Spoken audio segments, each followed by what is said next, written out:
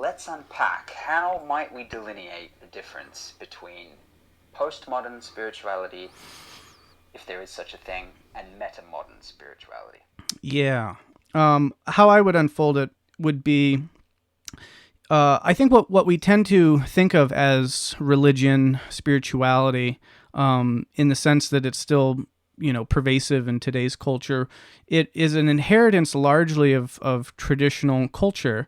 When you think of the great world religions and you think about when they evolved and developed, you're talking about, you're talking about content that sort of shows up on the scene in the Axle Age and somewhere 500 BC, let's just say, as a rough sort of area, and then gets developed over the succeeding couple of millennia, until you get to modernity. And my point there just being that I think of a lot of what we think of in terms of the religious and spiritual traditions, and certainly the wisdom schools, are traditional in their origin, and a lot of their sort of grounding principles and presumptions and the worldview behind them is sort of shows up on the scene in the context of a traditional worldview, in a traditional metaphysics and that sort of a thing. And so then what kind of proceeds is, slowly there's this evolution towards modernity, which is, broadly speaking, a kind of critique of that older traditional worldview. And in that mode, you said, is there, what is postmodern spirituality by contrast? And so I've been thinking a lot about, what is modern spirituality? What is postmodern spirituality? I think it's easier to understand what a traditional spirituality would be, because again, I think we have the models of the traditional religions. I think that, with the advent of modernity, though, and the modern project, when that really gets going, is kind of rooted largely in a critique of the metaphysical presumptions and a lot of the kind of belief system and the dogma system and the really just, so many of the foundations of traditional religion come under the microscope in modernity. And in some ways, I guess I would say they are it's sort of just negated. It's sort of kind of this is false. The idea of false consciousness, whether it's in Marx or Freud, or Nietzsche, the idea that there's something that people were thinking that just isn't the case. And I think that in large part you could think of modern spirituality, and maybe this is I know that this is a gross oversimplification, but of course we're dealing in, simple heuristics here just for the sake of definitions and whatnot. But in terms of broad trends, the modern move kind of looks at traditional spirituality and negates it, which at the same time I don't think is necessarily an spiritual thing either. Modernity certainly in some ways replaces the narratives of traditional religion with its own narratives that have a kind of mythic quality. And whether that's the scientific, myth of progress, or whether it's the myth of, the various kind of ideological narratives of Marxism or even neoliberalism, these kinds of ideologies come online that are sort of presented as replacements or substitutes for traditional religious narratives, and in some ways, are attempting pretty explicitly to just substitute for them. And you can see pretty gross versions of that already happening in, say, the French Revolution and whatnot. But at the same time, the point being, a fascinating idea, though. I just want to highlight that again. I was just thinking about this lately. That shift from religion to ideology could broadly, that is that traditional to modern shift in some degree. If you really want to sum it up. So yeah, keep going. Yeah, and I think that one of the core shifts there is this shift in sort of the metaphysical grounding of these things, whereas traditional religions tended to ground themselves in this sort of dualistic two worlds kind of metaphysics, of saying there's this world and then there's the other world, or there's this world and then there's the real world, and whether that's Plato's forms, or whether it's heaven. There's this sense that the transcendent realm is the more real realm, and this is just mere appearance. And so you have a metaphysics, a dualistic metaphysics, and what modernity comes and does is sort of it kicks that down, and it posits this sort of singular scientific materialistic monism rather than that dualism. Basically says, no, everything is matter, everything, there's only one world and it's here.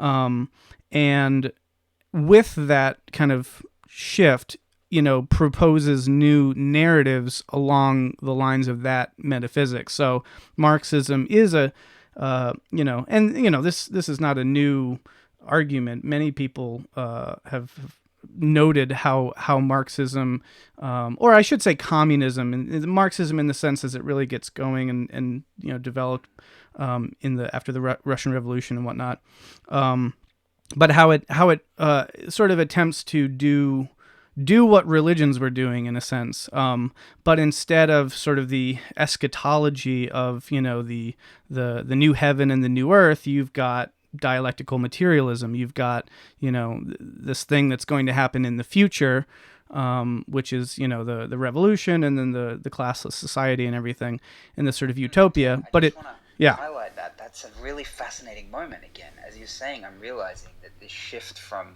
otherworld, we're all about the heaven or hell, if you're in the Christian realm at least, shifts to this sense of the future, which is of this world, but also in a different time and place. That's interesting. I hadn't really thought of it in that term. Yeah. And so basically a lot of that sort of vertical transcendence kind of gets pushed over and becomes a sort of lateral transcendence of sort of the heaven and what would you say, the heaven on earth is sort of, yet to come, but that's what we're aiming for. But then you don't need the kind of two worlds metaphysics.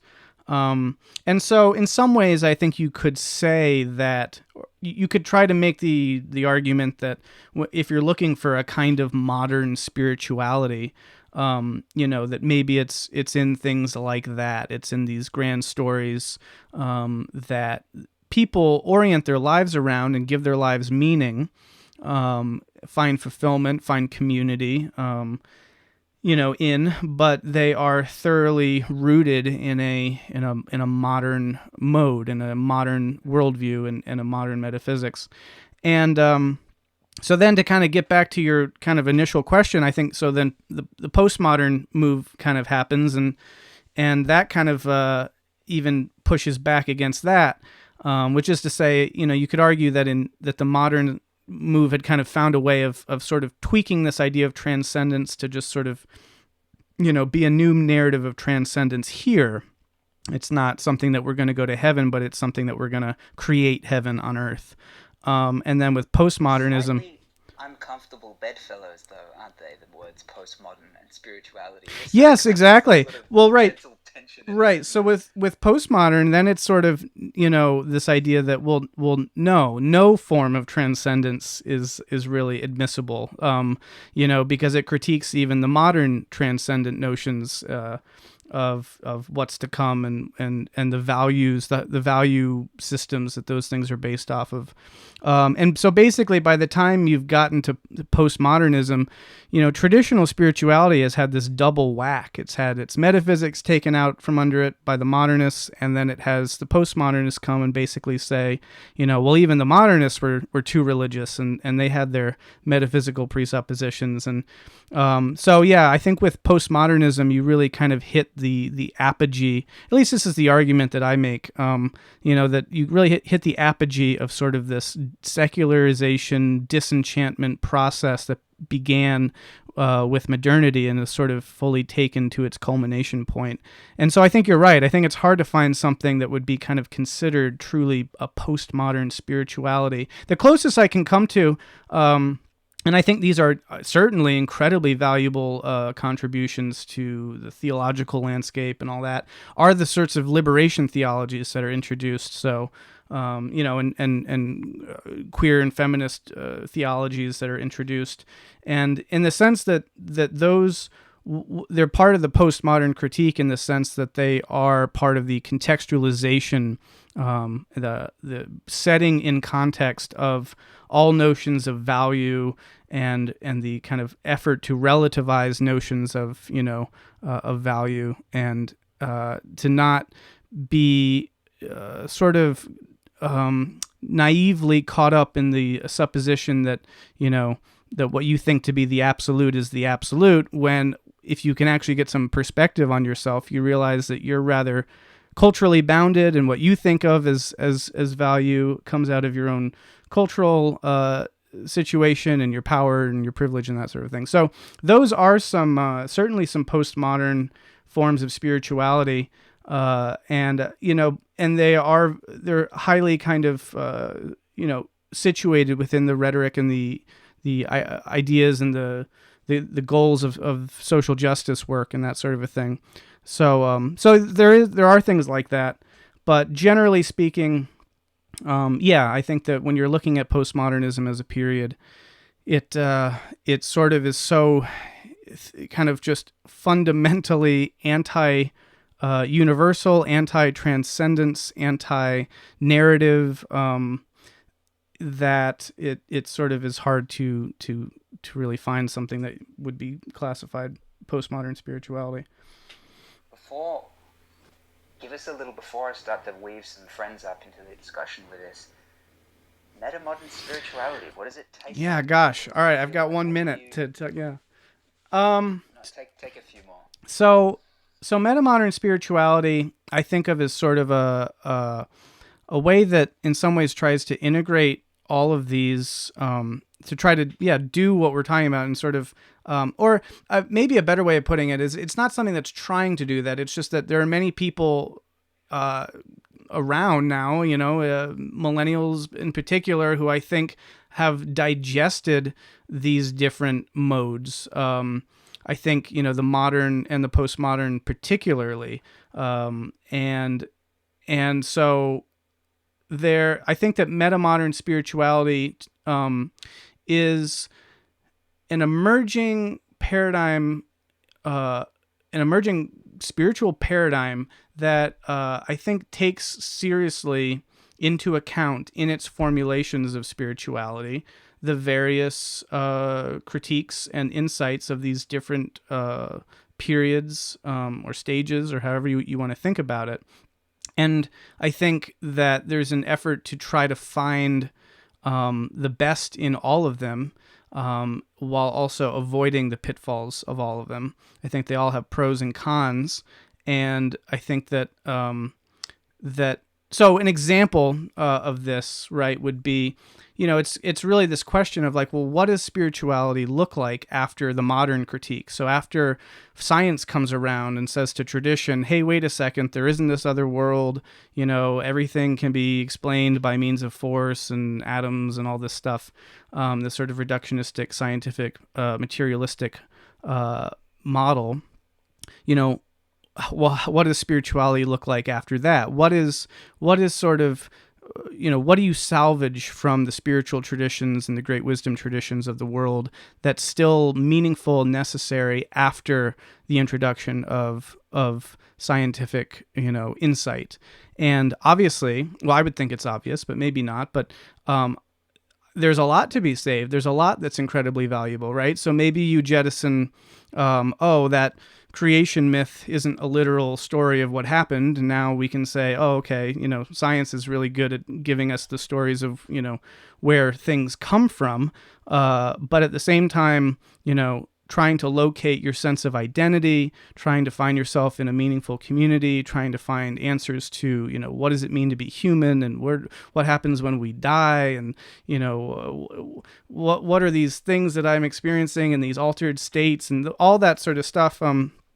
Science isn't really too focused on trying to provide answers to those questions, and if at best it's able to speak to them, it doesn't provide sort of the psychologically fulfilling answers to those questions. In the same way that, I can eat a steak and you can tell me, what it's made out of, and you can, describe all of its constituent parts and everything and do a whole chemical mapping of it. But none of that could ever explain my phenomenological reality of the deliciousness of eating that steak. So then you start to parse out, what are these domains and what are they really speaking to, and what uses are they fulfilling? And then similarly with postmodernism, then, kind of just once you feel like you've got, kind of are working on a balance that works between those two things, then there's this crucial insights that come along that rock it even further. And they say, no, there is no viewpoint from nowhere. There is no absolute answer to reality. Things have contexts and truth. There are different sort of realities and different truths and different contexts, and different histories impinge on reality in certain ways, and all these sorts of insights from postmodernism come into play. And then similarly, you've got to ask the question, all right, so what stands, or what from spirituality, what is still significant here? How, to what degree have these critiques and insights problematized ideas in spirituality beyond salvaging? To what degree have they necessitated their transformation to be updated and to then, become workable in a postmodern or a post-postmodern context? And jump in. I want to ask you a quick question here. It's singing for me, and sure, it sums up what we're surfing around. What is sacred in modern spirituality? Oh, so what is sacred in metamodernity? Yeah, I'd love to hear. Yeah. Okay. Well, the first one I think I would definitely emphasize is life and, the earth, the biosphere. I think that in terms of, so there are different angles at where you can get into asking this question and where it's going. And you can ask just, sort of what spontaneously wells from within someone who, is operating with a kind of metamodern sensibility when they're asked that question. You can also ask the question, what's the sort of spirituality that metamodernity needs, which is a different sort of way into the same question. And for me, at least, they're the same answer in that respect, which is that we both need, and I both feel that a deep ecological reverence is necessary and unavoidable. And so I think that when I think about what metamodern spirituality is, when I hunch about what it will become, I think that really is at the root of it. And that I think ties back into some of these metaphysical ideas of, we're back in this, one world, and that world is sacred. And that's sort of what's, the mystery and the awe and the wonder of it is that this immanent world is transcendent, or at least has the capacity to be engaged transcendently. And so I think that a lot of what metamodern spirituality is about that. Beyond that, I think that what we need is an update of our mythological code to kind of speak to that further, and that's part of a broader conversation. But I think that we need new myths, new stories, and so yeah, I'll just say that. But I think that in some ways, what I'm getting at when I say that the earth and the world and this kind of deep ecology is sacred, I think you can even just kind of extend that a little bit further and just say that reality itself is sacred. And I think that Joseph Campbell and others do a really good job of speaking to that. And it's one of the ways where I think like this, the atheistic spirituality of a Nietzsche is sort of addresses some of this radically immanent transcendence, and the embrace of the world as it is, and the awe and the sublimity of mystery. So Rudolf Otto writes, the seminal and still incredibly wonderful work, The Idea of the Holy. And I think the question is just read that book and what when he's describing that, what sentiments or what ideas does that spring to mind in terms of the mysterium tremendans et fascinans, and the awe and the wonder at reality. So anyway, I could go on and I could rhapsodize some more about things I think are sacred and I think that are in metamodern spirituality, kind of will be situated that way. But I also, we could open that up to other people's perspectives. Thank you, Brendan, for sharing that take on the sacred for you. I want to welcome Evan, Christian, and Rob to the stage. I want to invite anyone that wants to put their hand up and join the dialogue. You're welcome to. We're about to delve into this idea. I want to invite people up here to just reflect a little bit on either of these two questions of what does metamodern spirituality mean to you? Is that a term that's useful? What does that bring up for you? And also, what sense of the sacred might you find in that context or your own at the moment? Yeah, I'll invite anyone to chime in at this point. I'll go. The thing that came up for me when you first asked the question to Brendan was, and I haven't asked myself this question before, and I guess that's partly because I don't typically frame my thoughts within the notion of metamodernity, but to the extent that I understand metamodernity as in the way it's being used in this conversation, the first thing that comes up is a notion of conversation being really sacred, where we're, or maybe I should say like an openness, and that's in communication, that's an openness in being able to update models of understanding, update relationships, and openness to certain notions of the infinite, and that's really abstract. Let me the infinite in terms of one, the uncertainty, like just knowing that there's always more to be discovered, there's always more to be worked out, there's always more to be integrated. That's where I land with it, is this kind of ability to constantly reiterate understanding self and relationships, rather than necessarily landing on a certain proposition about what is sacred. And just for the sake of conversation, I would ask Brendan if like, I understand personally, and I share this I think with you, this notion that being in right relationship with the greater planetary ecosystem is something sacred to me. But I would think that that's like almost too old of an idea to put as a metamodern sacredness. Maybe it's even pre-modern.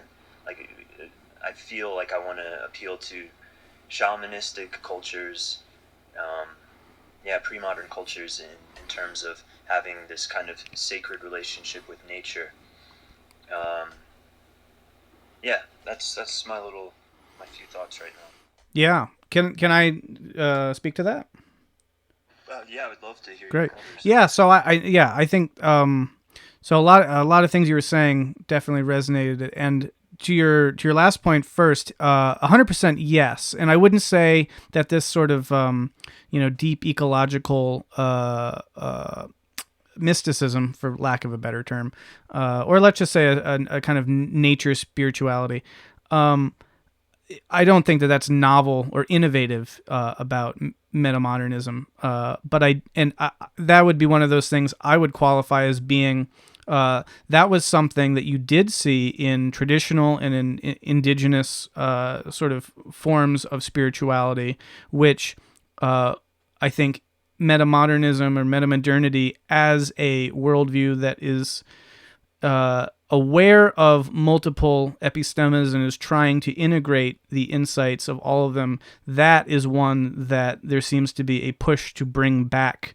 And so, a lot of that is lost, unfortunately, with modernity, and the divinity of nature, that sense is lost, and divinity or nature comes to be seen as, just kind of raw materials, and with the kind of loss of this animistic or enchanted landscape, you just get, raw material and material that can be manipulated, and sold and bought and that sort of a thing, commodified.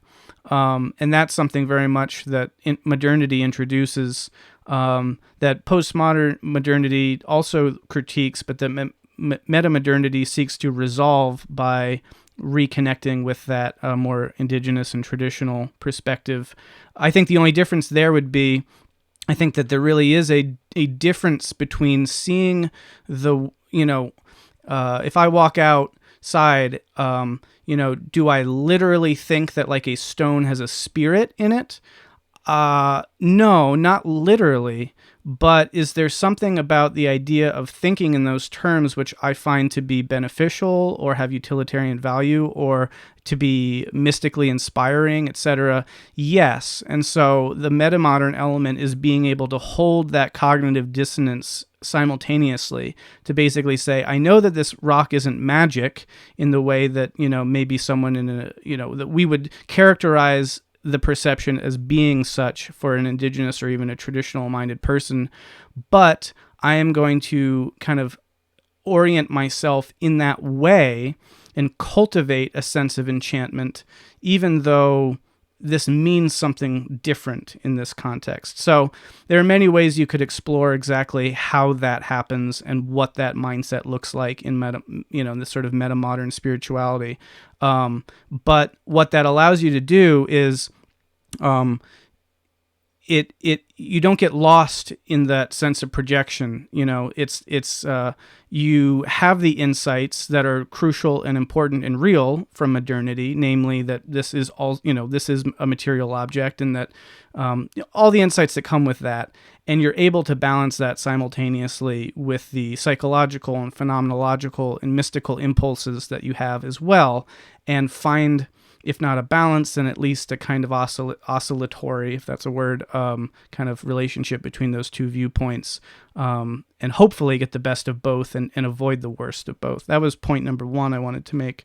Point number two, was that you mentioned this idea of openness, which one I think of very much needs to be brought into the conceptions of divinity, because when you think about traditional conceptions of divinity, it's sort of like there's this canon, there's this dogma, they're closed, take it or leave it. I think that in a metamodern spiritual mentality, there's a sense that God is sort of, even if we're going to use that term, is not fully defined concept, that we're in the process of co-creating that and reforming it and refashioning it. And anything worthy of the name allows within itself the potential for evolution and transformation, so that there's sort of a built-in mechanism that pushes back against, rigid orthodoxy and the ossification of myths and symbols. And the second component to that sense of openness is also the sacredness of vulnerability and earnestness that happens at the individual level, which is another thing that I would agree with you when I think about what I consider to be sacred. That is one of those things. And that's another thing in metamodernism that is kind of put forth as being a crucial kind of value component is sincerity, earnestness. And there's a wonderful song, if you want to check it out. I recommend it to everyone. It's by the Punch Brothers. It's called "In Wonder," and it both grasps the wonderful sense of that being in wonder of the universe and awe of it, and finding that reverence there. But it's a wonder that is judgment-free, because we're all just sort of thrown into the mix, and no one really has a very good grasp of anything, and we're all trying our best. And really all we can do is just be honest and vulnerable and real with each other. And that sort of covers over, a multitude of sins. So that was some stuff that made me think of. I'll go if you want, Joe. Great. So when you called us up here on stage, the topic or the question that was front of mind at that point was something like, how do we relate to the sacred in a metamodern way, or what is our concept of the sacred in the context of metamodernity, or something like that, right? And so I think that, you know, there is it. I really liked what Brendan just had to say about the metamodern involving, yes, a return to some of the previous pre-modern or modern, you know, traditional or indigenous ways of meaning making, but being able to hold those simultaneously in a sort of comfortable tension with the more modern worldviews or postmodern worldviews. And I think that's quite important when talking about the notion of the sacred in the metamodern context. So, like, we could say that the idea of having, like, the rock has a soul, the tree has a soul or a spirit or what have you, might be, you know, animistic or pre-modern, and certainly, you know, a metamodern, deep ecological worldview doesn't have any sort of priority claim on in notions of sacredness like that. But it also, I think, is bringing in the integration of the non-dual into this. Like, this is something that I think is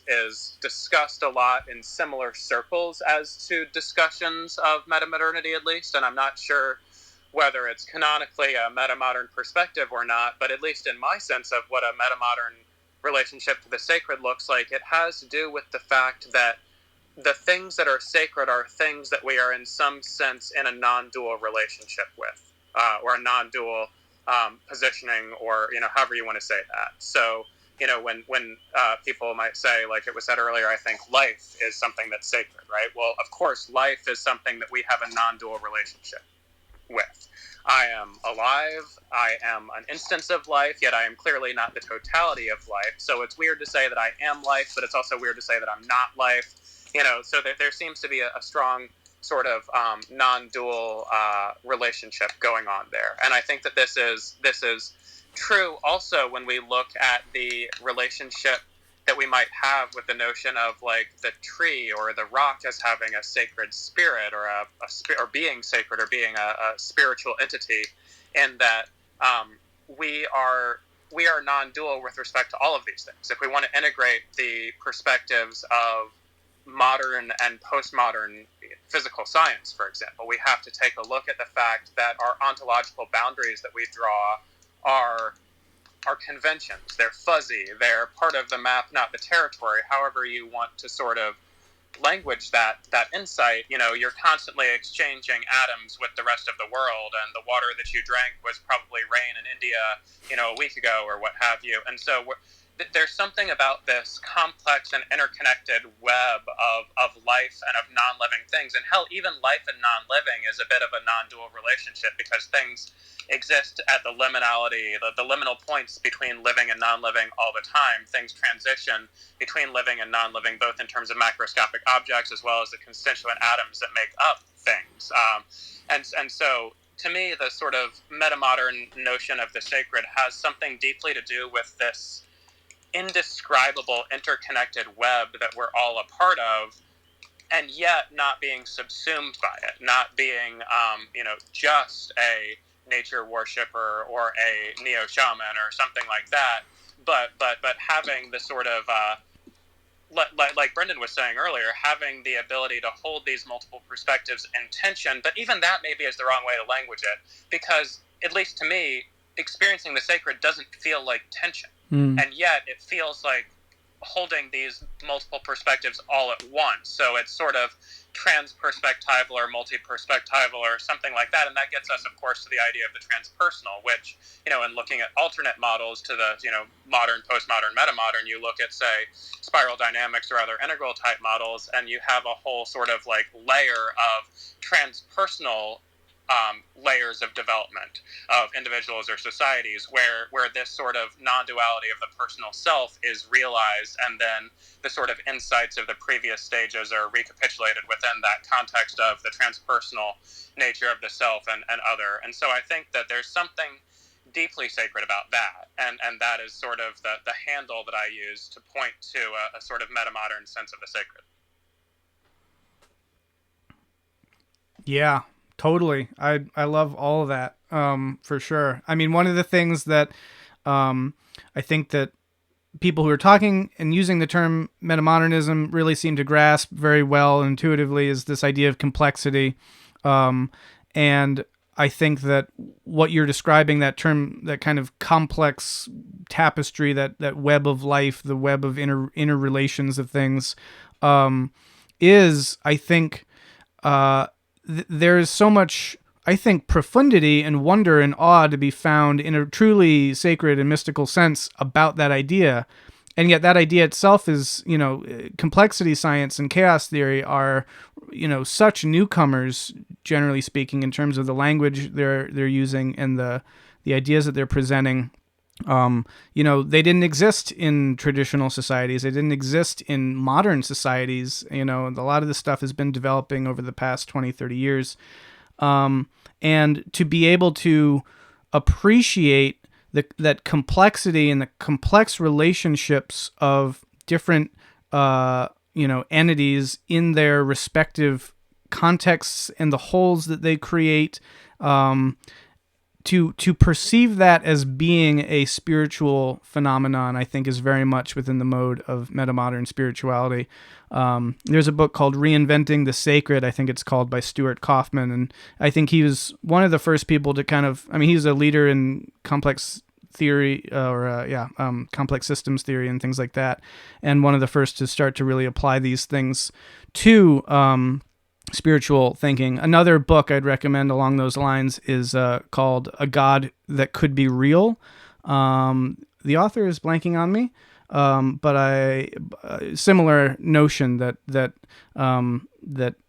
linking chaos theory perspectives, complex interrelationships, and appreciating the wholes that those create that are larger than their sum, or the sum of their parts, is I think a very profound experience when you really intuit that. And it's an incredibly sort of novel introduction to the realm of spirituality, which, is, I think, a distinctly sort of metamodern thing. And if you can embrace it rather than be terrified by it too, is the other thing.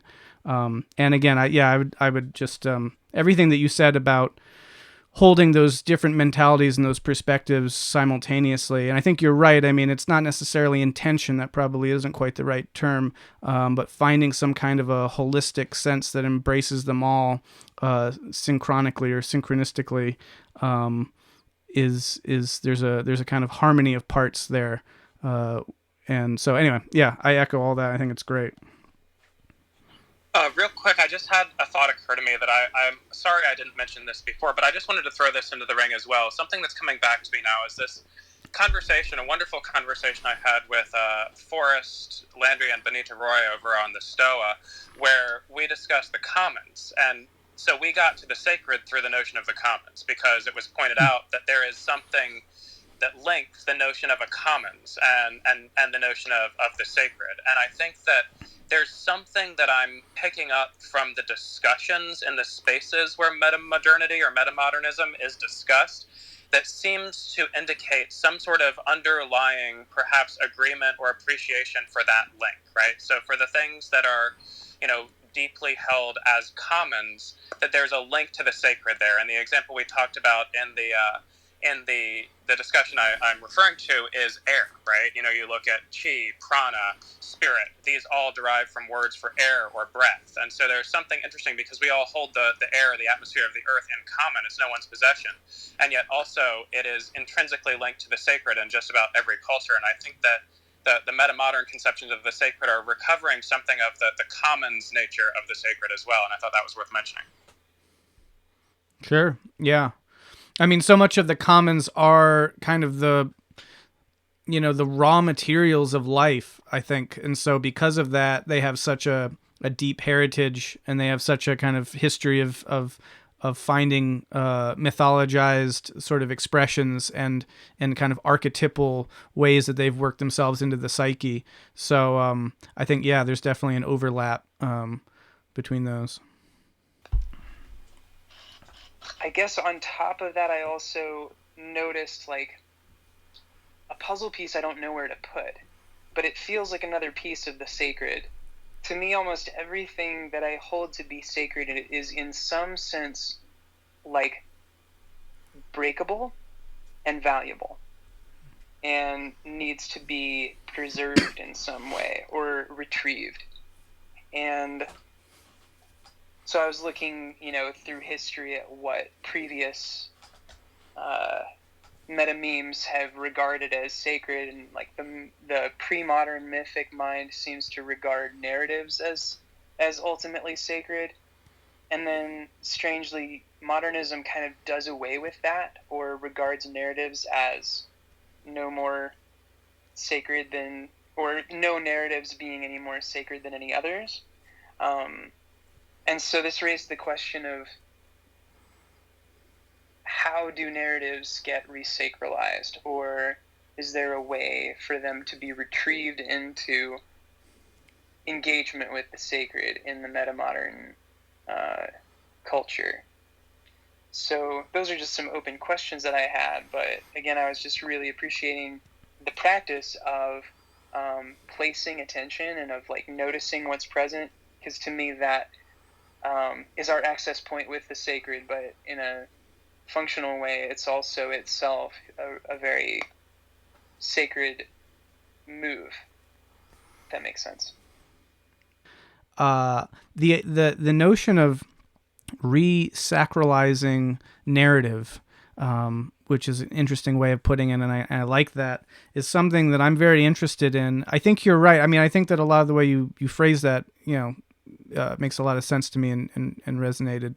And so I think that is sort of the question, which then leads to the potential praxis, or the act, the call to action, if you want, that, what do we do about that? Because I do think that there is a need for narrative in its proper place, and yet we don't really have narratives of meaning and significance that I think are working effectively.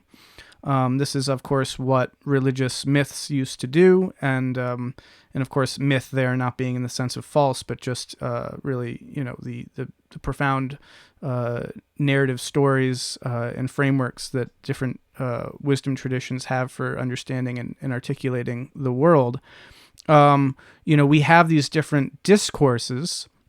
And we have scientific discourse and the processes associated with it, and we have postmodern deconstruction and critical theory and these sorts of discourses. But what we don't have really, and this is what metamodernism, I think, there's a the kind of mantra of it is to reconstruct after deconstruction. So, the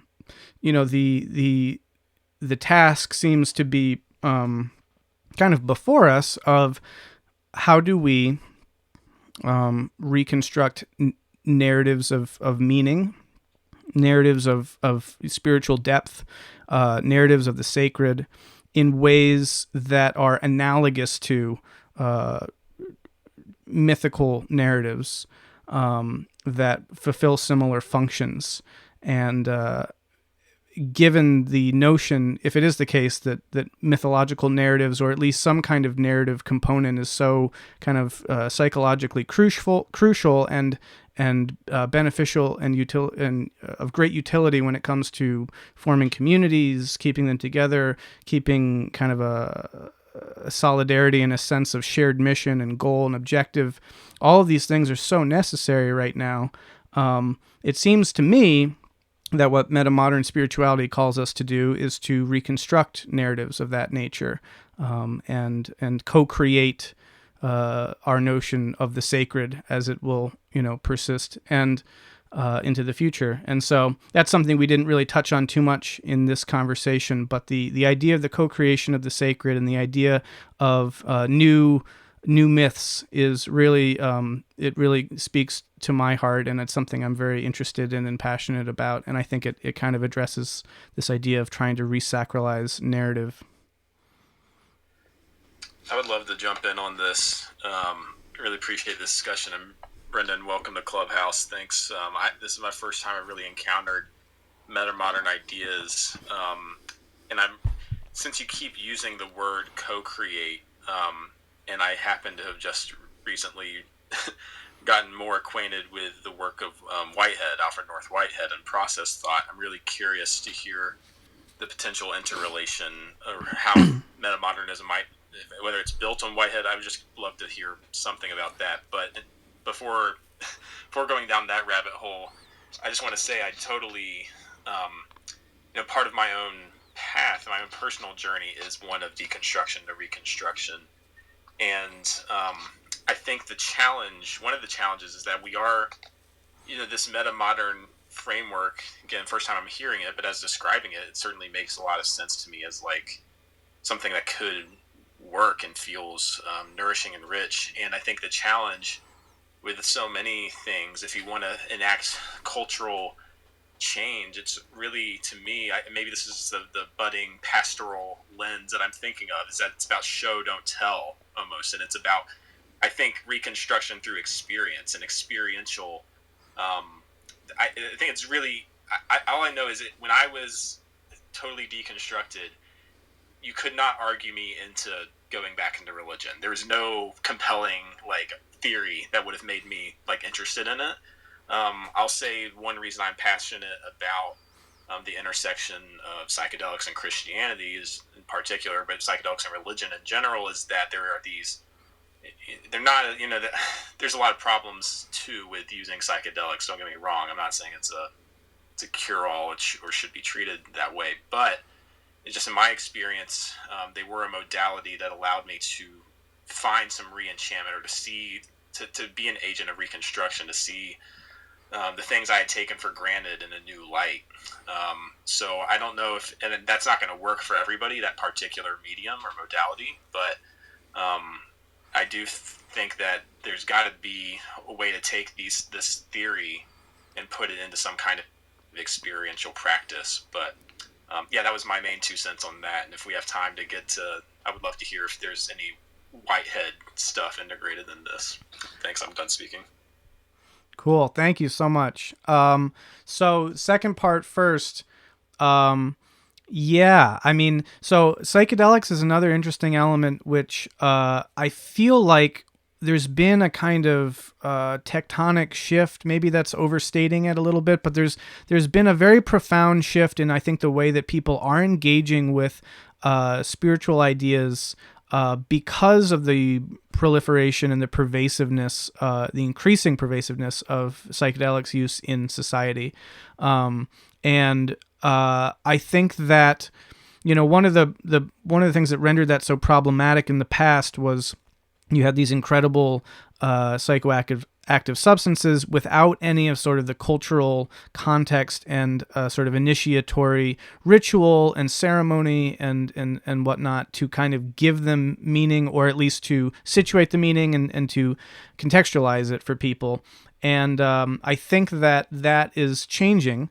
And I think that's, again, something that sort of, I think we are kind of called upon to, well, maybe, I don't want to have it necessarily sound like there's this grand vocational sense, but I kind of like to sometimes use that model because I feel like there is this incredibly immense and important project that's sort of before us, which is filling in all of these, coloring all this in and filling it in and connecting the dots and creating the containers for these sorts of things. So, whether, so the psychedelic phenomenon, I think, could be and probably will be an important element for for probably the ceremonial, true kind of high intensity ritual stuff that is going on in this sort of situation, and so, but that also at the same time remains to be fully fleshed out in a way that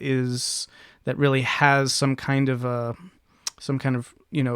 liturgical or ritual kind of container for it. And so again, that's sort of, I think, coming online, hopefully. And so that is another component, I guess, is what I'm saying. I think that you'll be seeing more of, and that is certainly influencing people's conceptions of spirituality, because it's sort of, I think that metamodernism is sort of it's a highly Greg Dember talks about the protection of interiority. It's a return to the appreciation, the emphasis on subjectivity with these sorts of things. And I think that certainly with psychedelics, you're kind of almost, I don't want to say forcing, but also that. I mean, when you ingest a psychedelic, you're kind of forcing an experiential process. And I think as people have experiences that they kind of can only frame in spiritual or religious language, and as that becomes more prevalent, there's a need, a demand to try to integrate that into their life and into a meaningful mode that can contain it. And I think that is something that is a big part of this. As for the Whitehead, so what I would say to that is, so one of the things that I think is also really crucial in this metamodern conception of the sacred, God, divinity, spirituality, use what term kind of speaks best to you here. I don't think they're all interchangeable per se, but speaking to this topic is that it is a process oriented thing. It is not a kind of static ontological object. It is process oriented, and that this is the kind of co-creative element. And I think that you're right to recognize the affinities with Whitehead and process theology and process philosophy and whatnot, because it is a matter, as I see it anyway, of we are in the position to reformulate, to resacralize, to reconstruct. And I think it's interesting and compelling to think of those things as being somehow in concert with, the sacred itself. But anyway, that's a broader topic. I will say that I have not read enough Whitehead to be able to use his language and his framework and terminology yet to kind of do that. What is it? Process and Reality, I think, is his work. It's been on my list for a while. And so I'm definitely going to dive into that. And I'd love to find a way of using that language and bringing all that in. But I'm not quite versed enough in that to be able to do that adequately. But in terms of the rough outlines, yes. And there are other people out there, like Layman Pascal, I think is much more familiar with that. And he could do a much better job at kind of speaking in those terms. But yeah, so, more to come on that. Amazing. Thanks. I don't want to take up too much time myself, but just want to say that really loved your response there. And I have a Psychedelic Christianity club on here. I would love to reach out to you and see if you'd like to come on, and I'd love to facilitate a conversation specifically around psychedelics and religion and stuff, because we're working on the liturgical element. I'll just say that we're working on building the containers. It's on it's coming. Some of us are working on that, but anyway, thank you, man. Thank you. Awesome. Yes, I would love to. I just real brief. My background is in Christianity and evangelical Christianity, and then liberal Christianity, and I was on my way to a biblical studies sort of focus for a long time before I deconstructed. So that's my background, and I think we could probably have some interesting conversations for sure. Good connection there. I just had the wonderful visualization of a Bible soaked in LSD, and people taking their sacraments that way. I thought that could be quite fun. Anyone else want to chime in at this point? Yeah, I'll say a few things because I really am interested in this question of a metamodern, let's say, approach to sacred narratives. And maybe even just broadly, like sacred narratives, sacred metaphors, sacred parabolic knowing.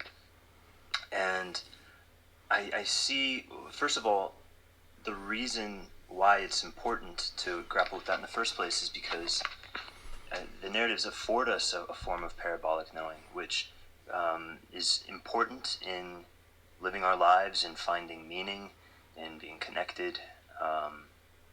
And in some ways in just understanding how the world works, that other forms of knowing don't really afford us to quite the same extent.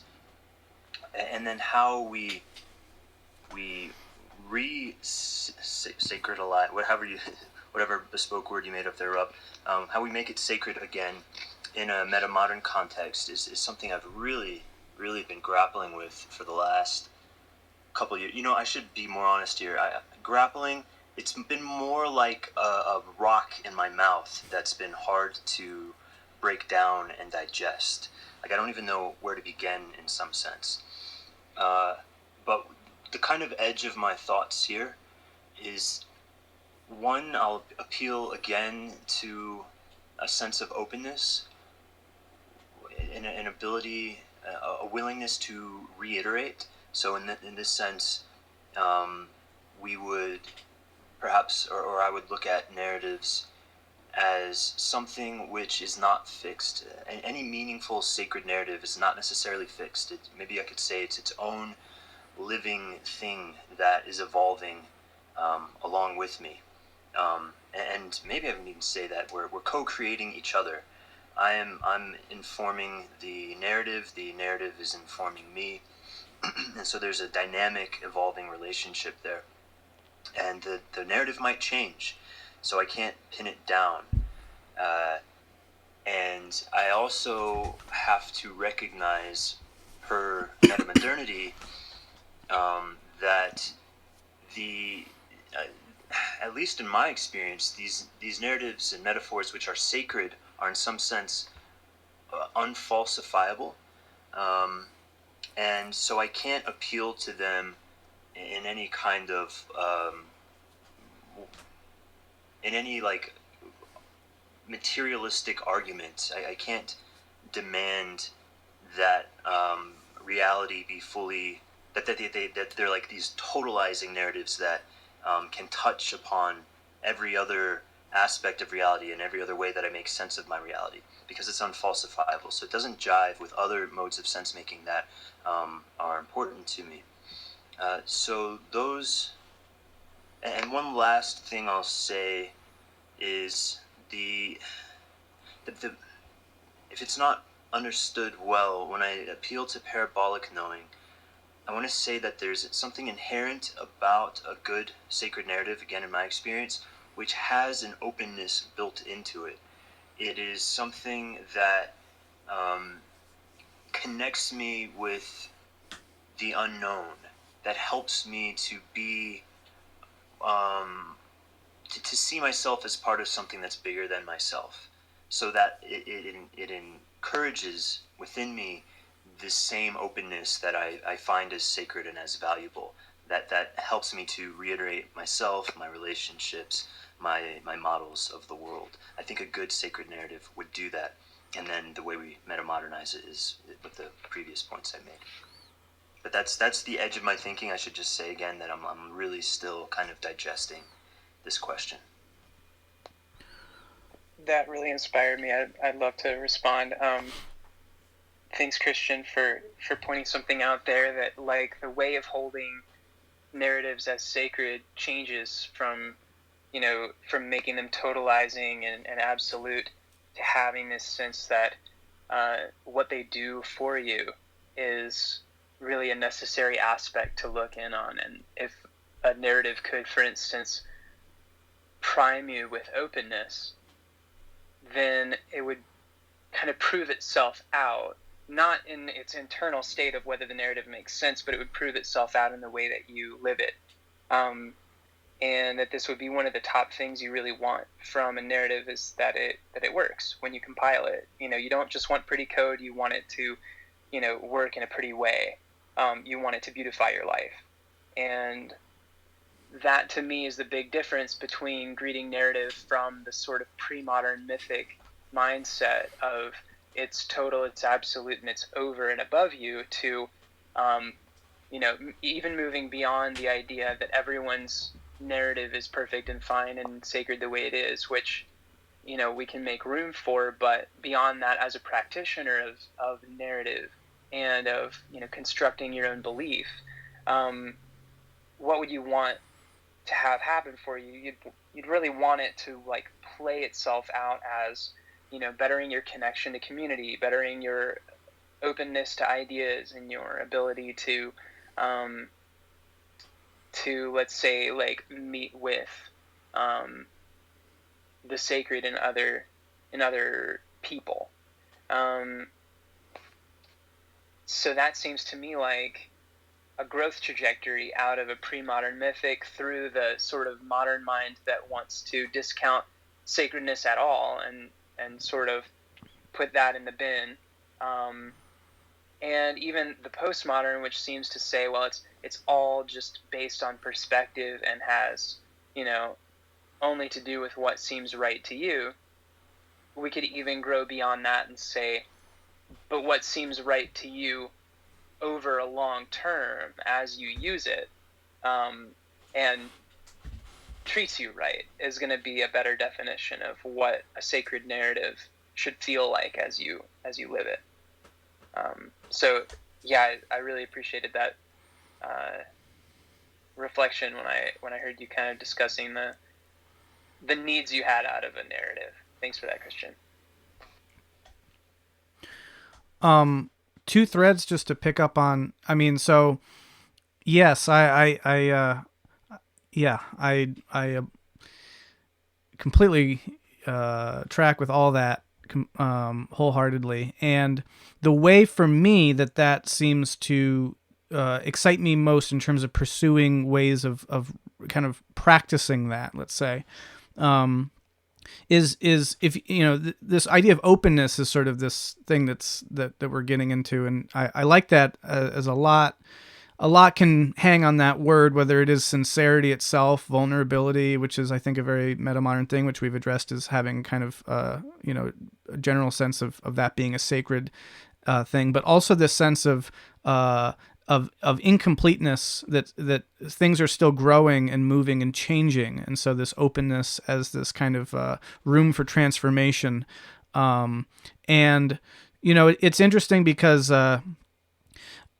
so much about our kind of given religious language and our religious imaginary is sort of rooted, and tends to be rooted in these senses of there's this thing, this story, or these facts that are immutable, inerrant, they've been set down, and they're canonical, so there's no changing them. And yet change continues because that's just the nature of the world. And so what will happen is a new interpretation will come along, and with it whole new theologies. The canonization of the actual biblical text was completed by the 4th century, but Christianity hasn't stopped changing, and that's because of the interpretation that has been overlaid and sometimes radicalized what people conceive that to be. Where I would like to see that move in is to say, well, why do we need to keep up the pretense of, because I'll also just add to that, one of the things that usually is always the case, usually always, one of the things that's often the case when these interpretations are offered is to say, this is the original meaning, this is the truth of it, that it was really the case, and now we're finally rediscovering it, and that's the way it is. So whether it's, the Lutheran Reformation or, any kind of religious reformation, it's always the sense of we're getting back to the original thing. In fact, the whole idea of revolution is really in that idea itself. It's revolved and it's made a full turn back to the original, and that's how it's right, rather than embracing the fact that this is something new and novel and innovative on its own terms. And so I think that in metamodern spirituality, there'd be a desire to just own that these are new exploratory movements.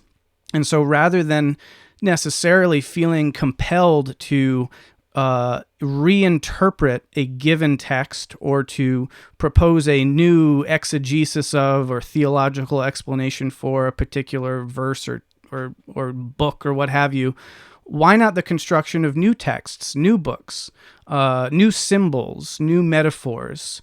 And here's where it can become really dynamic and co-creative, because it's not coming from the sense of, oh, we're all going to just, create our own new religions. It's coming from the sense of this is a spiritual modality that can be entered into, the mythic modality, and what I need to say about where I'm at with my spiritual journey or my spiritual path, I can express in the language that is real for me and most speaks to my experience.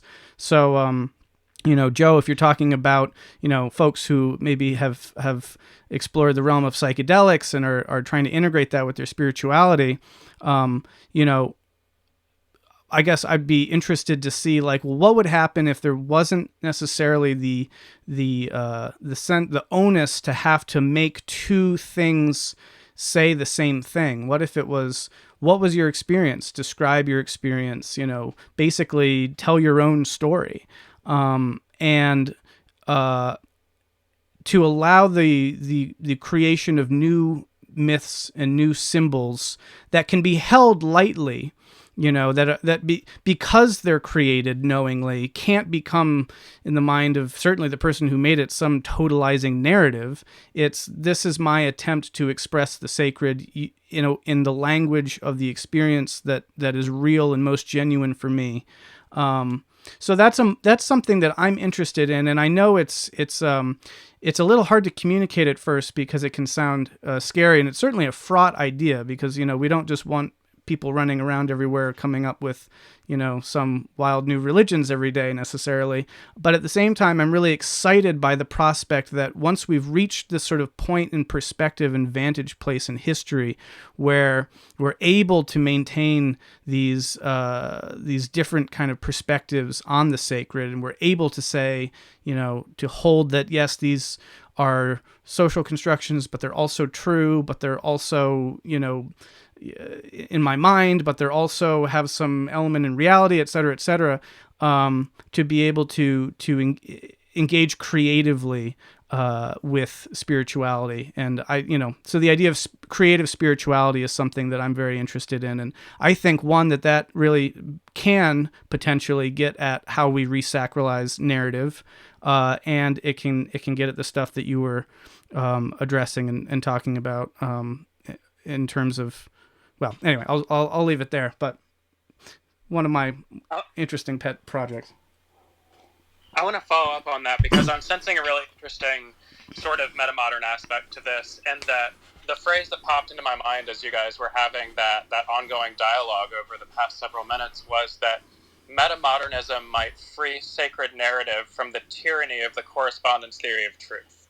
And so what I mean by this is that in the pre-modern times, sacred narratives were taken to be literally true, and this was part of the reason that they ended up being so problematic for so many people in so many situations. And then you could from a certain perspective say that in modernist in the modernist stage that the scientific narratives of the origin of reality and the way that things work took on the aspect of the sacred, and this was a sacred narrative to those operating from the modernist frame.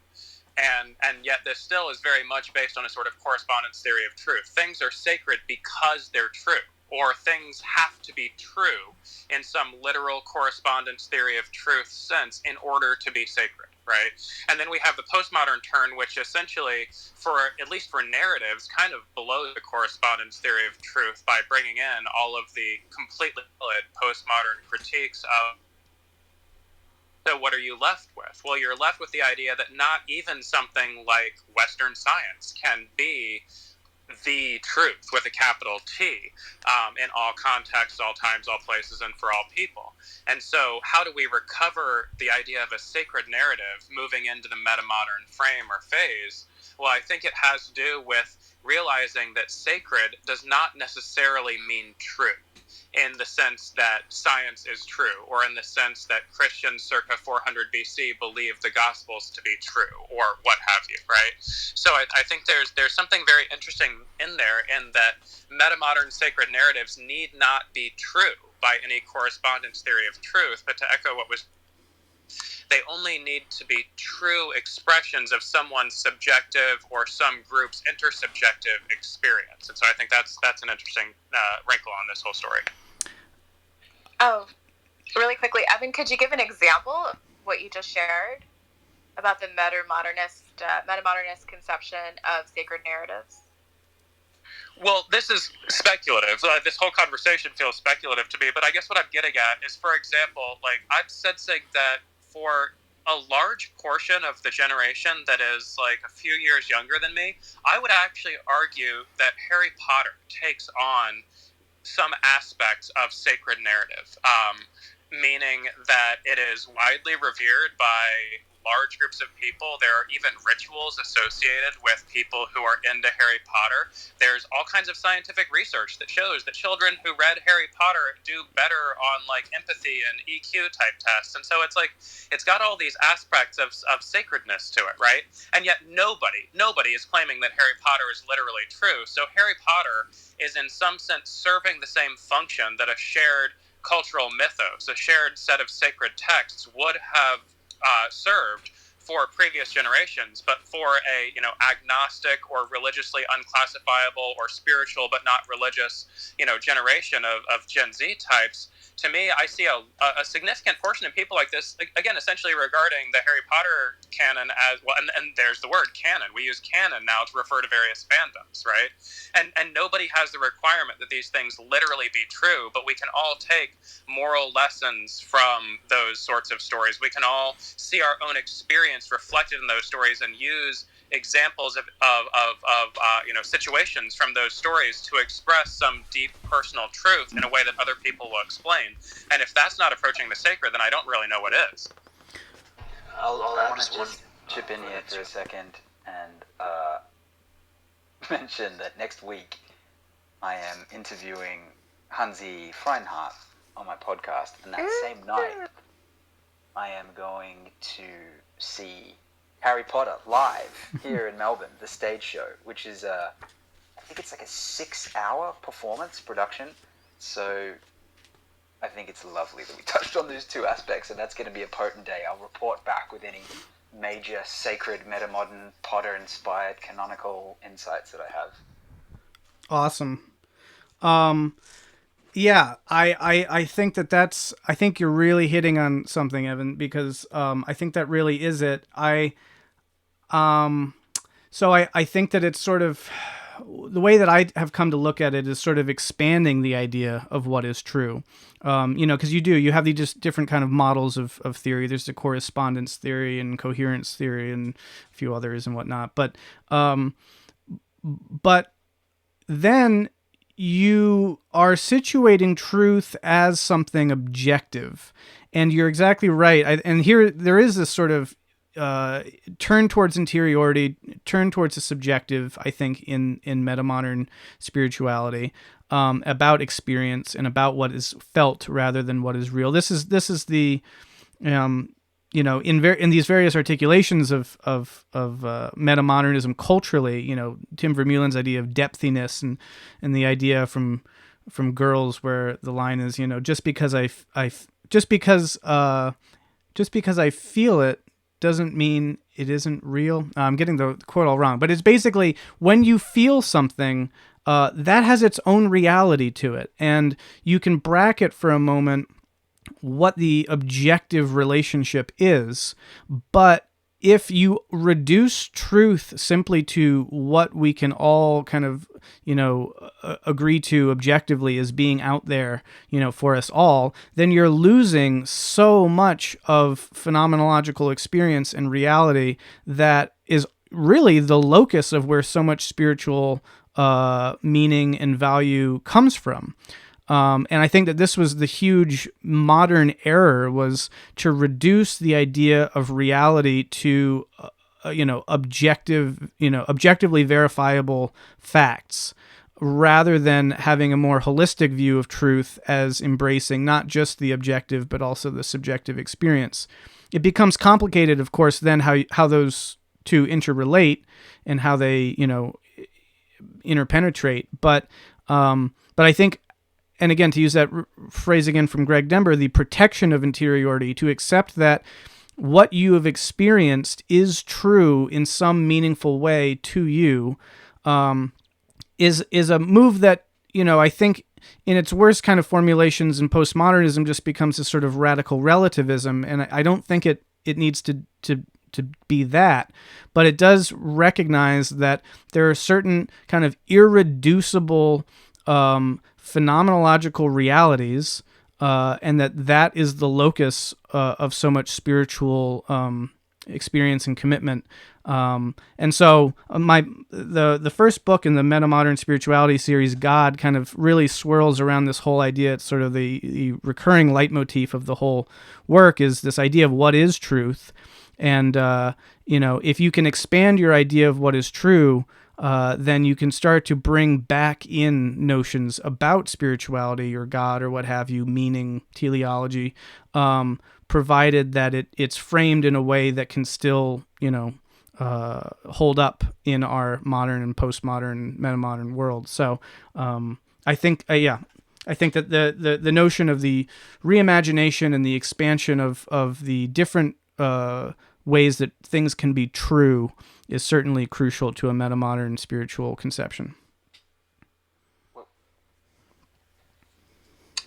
I would love to maybe offer a slight counterpoint to some of the stuff that's being said, just as a friendly dialectic. That in my specifically as we're talking about like building our own rituals, and I don't want to misconstrue or flatten or reduce what people are saying around that. But how I was hearing it was kind of finding our own sacred texts, finding our own rituals, etc.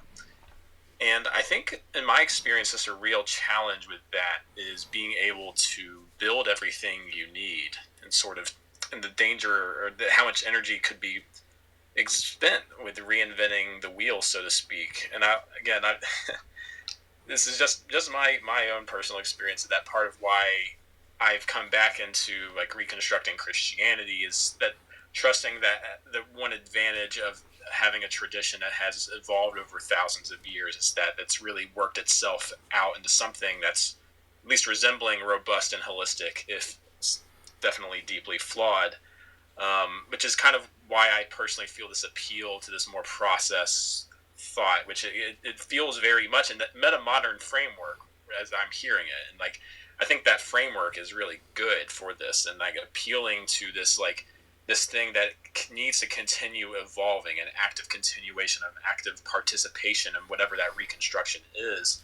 But that there's also something I find helpful about that my ego kind of needs, that's healthy. A healthy medicine for it is also surrendering to a framework that also gives it a certain amount of agency too, and how it still plays an active role, still has some free will, and how it chooses to reinterpret. So that was my counterpoint, just in my own personal experience. It can be very difficult, as far as reconstructing or trying to build something, and maybe even more difficult to try to find something that you can build a community around where everybody agrees what's a sacred text or what's a sacred experience. And it's almost like, in some cases, I feel like we use the word God in my church because we don't have a better word to use, but we all kind of know what we mean by God. But I just mean that as maybe a helpful, interesting conversation point. I appreciate that perspective, Joe. Thanks for bringing it in. Yeah, and I would definitely say that yes. So 100%. The co-creative element is something that I personally am find very compelling and am really exploring, but at the same time I also am very aware that the reconstructive work that is going on and that will continue to go on, and that I think does need to be happening for existing religious traditions is vital, and that what I'm talking about when I speak to this co-creative element and new myths and whatnot, that's just sort of one form that I think this metamodern spirituality can take, but certainly by no means the only one, and that I think sort of inevitably, all the religious traditions, as time progresses and more this metamodern sensibility kind of gains more of a footing in the culture,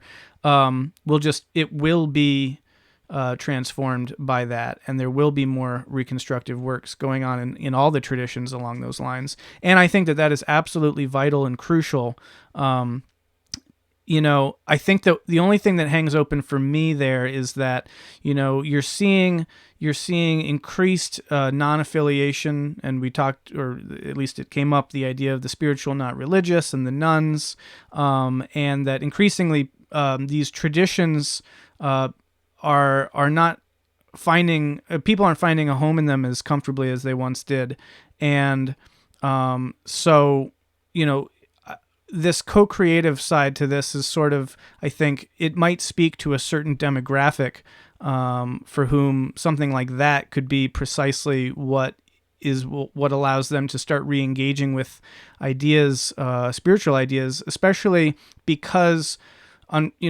religious traditions that exist bring with them so much of the baggage and the inheritance from the previous centuries, and so much of that has become deeply alienating to people today. And it's certainly possible, and I expect it to be the case, that these traditions will continue and persist and refashion and reformulate themselves, and people will find new ways of re-engaging with them. But you mentioned the word God, and it's like, well, that's the best, we all kind of know more or less what we're talking about, and that's where we use, and yes, like that exactly is how those things work. But then for other people, maybe God is what they heard, for the justification for, shitting on who they are, and like saying all the reasons why you're bad as a human being are because I believe in God, and but God is X, Y, and Z. And so for them, just almost the sheer trauma of religious experience, such as they know it, is a barrier to re-engaging with spirituality. And so it can be in the reformulation of these ideas, or the outright reinvention of new terms and new phrases and new symbols, that some people can find as being liberating in terms of being able to bring them back.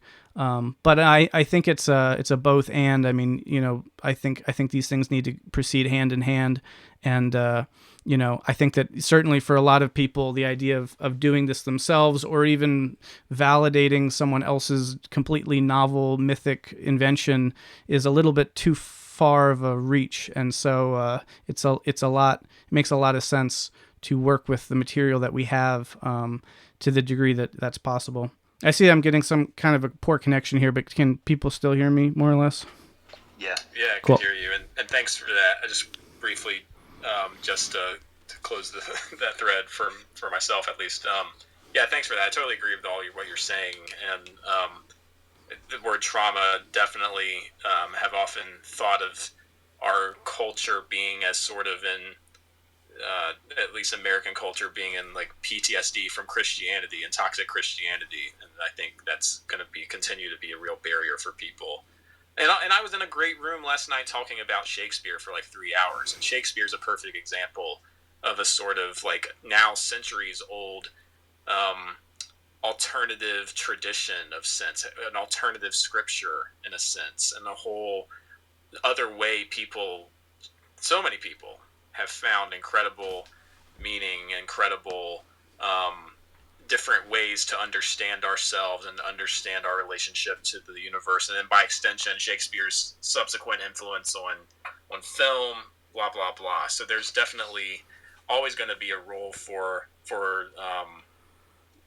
things that do not fall out in the norms of the traditions as such, as proper. And I think so I just wanted to add that. Thanks. Yeah. Shakespeare's dead. Long live Harry Potter. I think that's the major. And you know what? Shakespeare's death day was yesterday, which was actually his birthday. Oh, no, actually, maybe it was 2 days ago. I think it was the 23rd.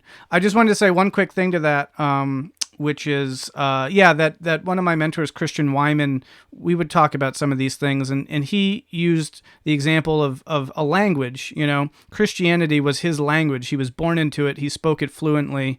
And that was going to be the language that he would speak in terms of expressing his spiritual sensibilities. And so, I think that there's something important to owning and recognizing, your inheritance, such as it is cultural or spiritual, and to use the language and the grammar that you have to engage those concepts. And I think that's a beautiful idea too.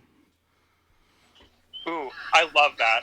I just really wanted to jump in real quick on the end of what you just said, Brendan, because that ties in really nicely with the hypothesis I was sort of trying to develop about the metamodern notion of spirituality and the sacred being somehow disconnected or freed from, say, correspondence theories of truth. Because if you're taking the example there that like one spiritual tradition might be conceived of as a language, I find it interesting that most of us would find the idea ridiculous that a phrase could be more true when said in English versus German versus Spanish versus Japanese, right? The languages are simply a carrier wave for meaning, right?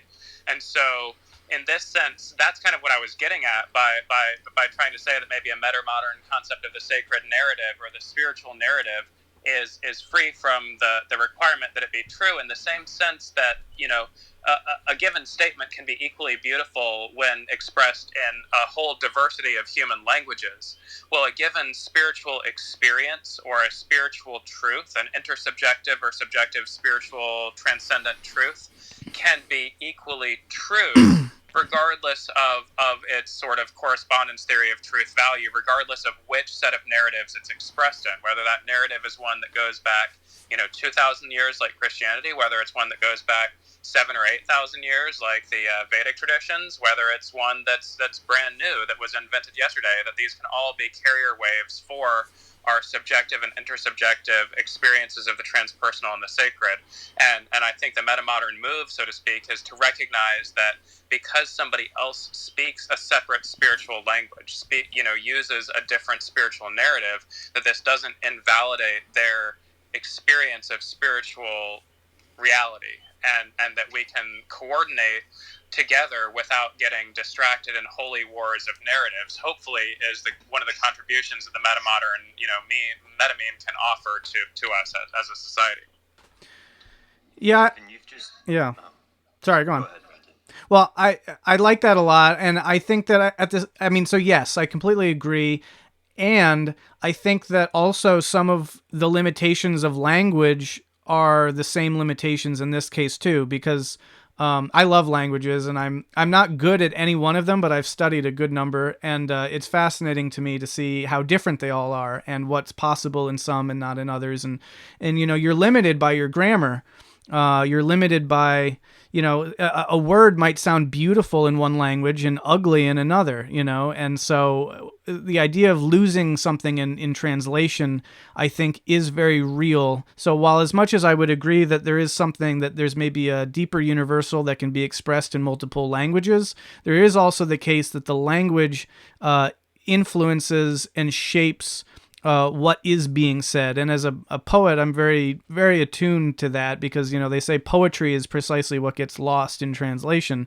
I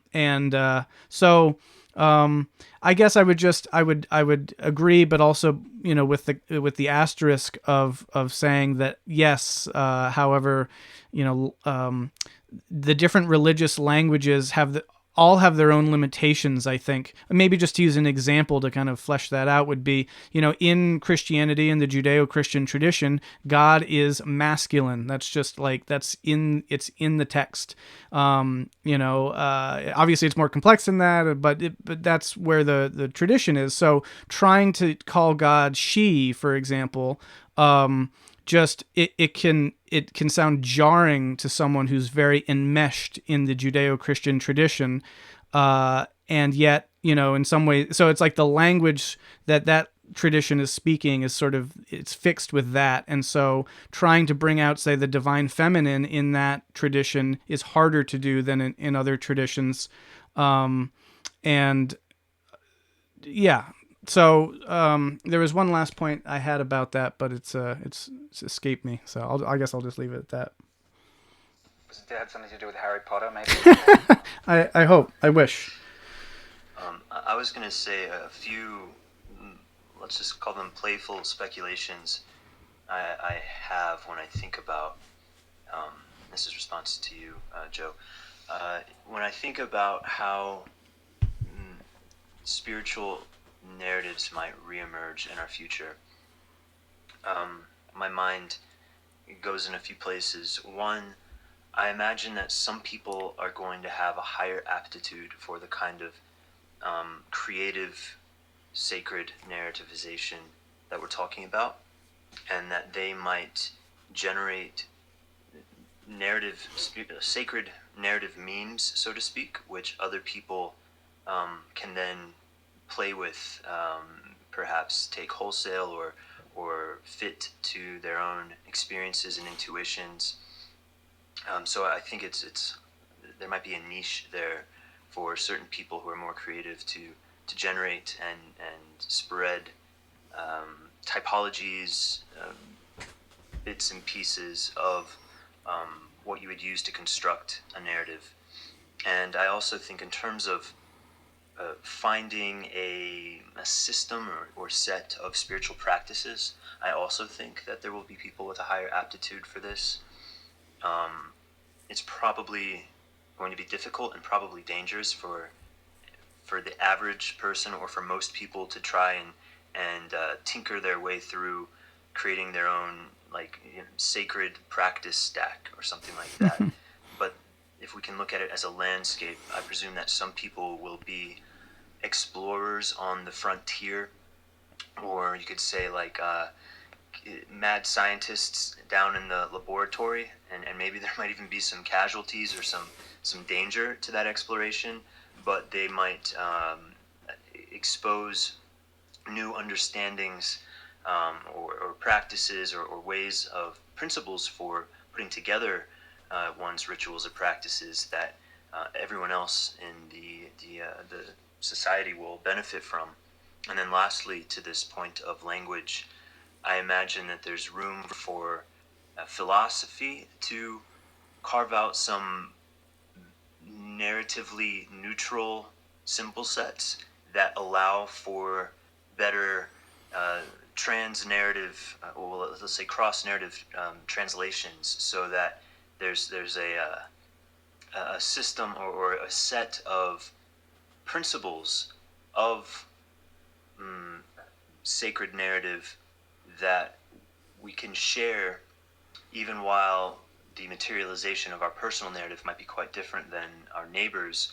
We can kind of understand our narrative in a philosophical framework that then lets us connect our understanding to someone else's narrative, so that there's a bit of a sacred narrative code switching that's facilitated.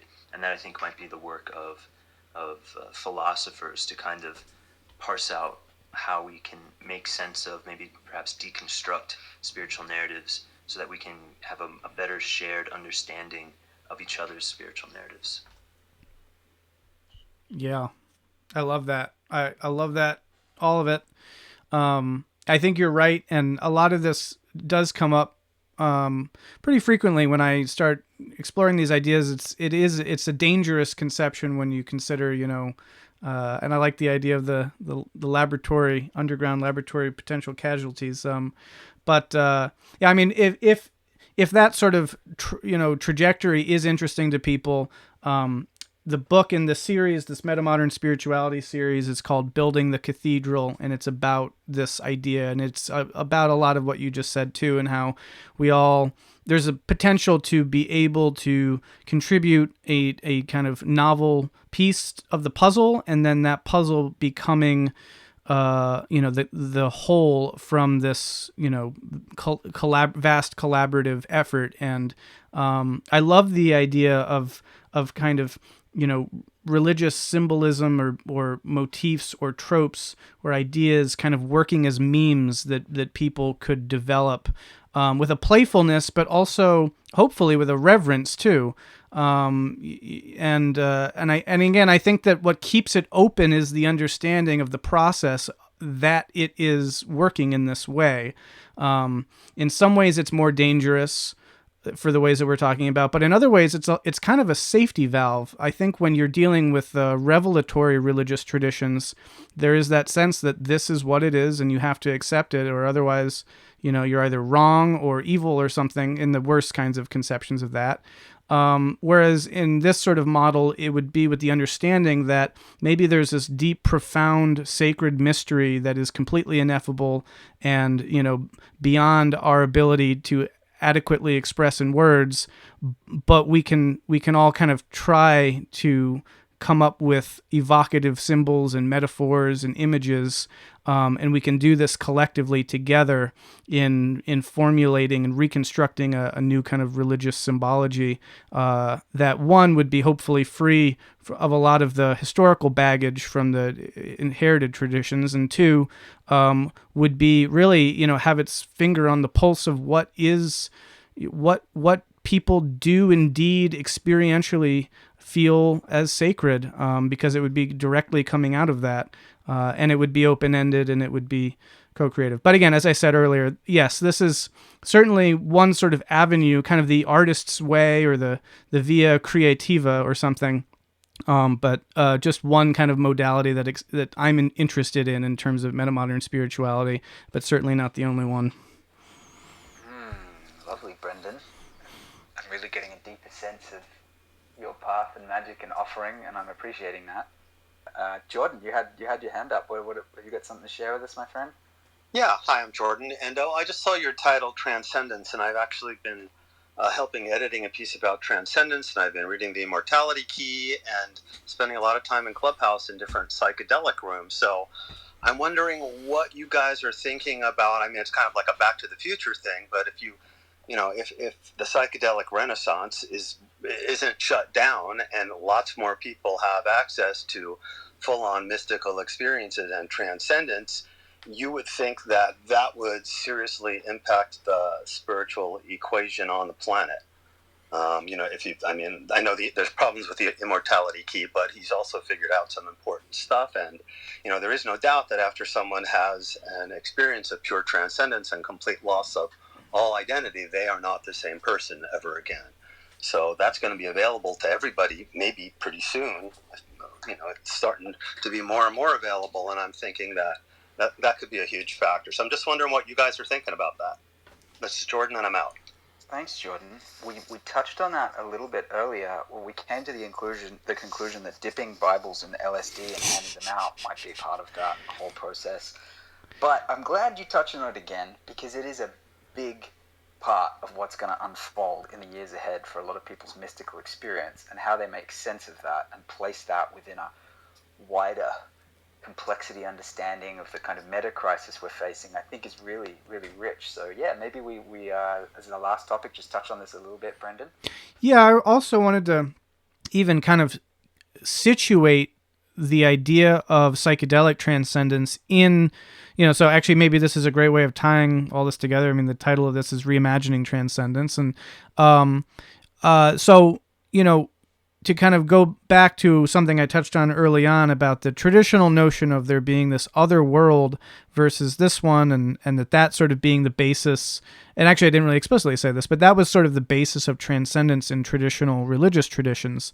There was heaven above and earth below, and they were connected, but here was kind of not really where you wanted to be, and you really wanted to transcend to the higher spiritual celestial realm where there was reality. And then, of course, modernity and postmodernity offer their critiques of that. And what metamodernity seems to have reintroduced is this idea of transcendence, but in a kind of qualified or nuanced or complexified way, so that you're still dealing with this world, but you are finding transcendent experience within this world. And so, I mean, psychedelics are an example of that. They are a chemical substance that you ingest, and at some level anyway, there's this appreciation that what's happening is a biochemical reaction in your brain. At the same time, you're having phenomenologically this experience of transcendence, of almost feeling like you are in a other world. And I would class that in the realm of exploratory gestures or movements into new ways of conceiving of transcendence. Other ways, are, to maybe use another one, think about complexity theory. Think about the idea of emergence and how, if you get enough complexity in a system, you can create emergent phenomena that are really operating at almost like a higher dimension. But no one would say that that's another world. It's a higher order complexity. And so you start getting this tiered element to this world, whether it's interior and, you know, those kinds of psychedelic experiences or meditative experiences, or whether it's in the external world and complexity and emergence, or, you know, yeah, I mean, there are different ways that that's playing out. But that is, I think, a kind of key component to this metamodern spiritual conception of reimagining transcendence as something that is happening here, a kind of imminent transcendence, whatever that means, and exploring ways where that's happening. And psychedelics is one context where that is certainly the case.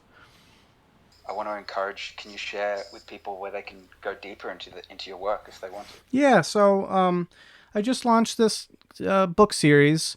It's called the Metamodern Spirituality Series. And to Jordan's point about the idea of the multiplicity of personalities in us all, it's written under different names by different voices who are all sort of bringing their own unique perspectives to this.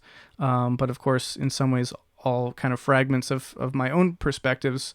And currently it's 4 volumes. And if you want to look at that more, there's a little introductory trailer on YouTube. Just look up Metamodern Spirituality Series or any of my work. You can find me at BrendanGrahamDempsey.com. And I would love it if anyone wants to friend me on Facebook, and we can be friends in that area too. And just, feel free to reach out.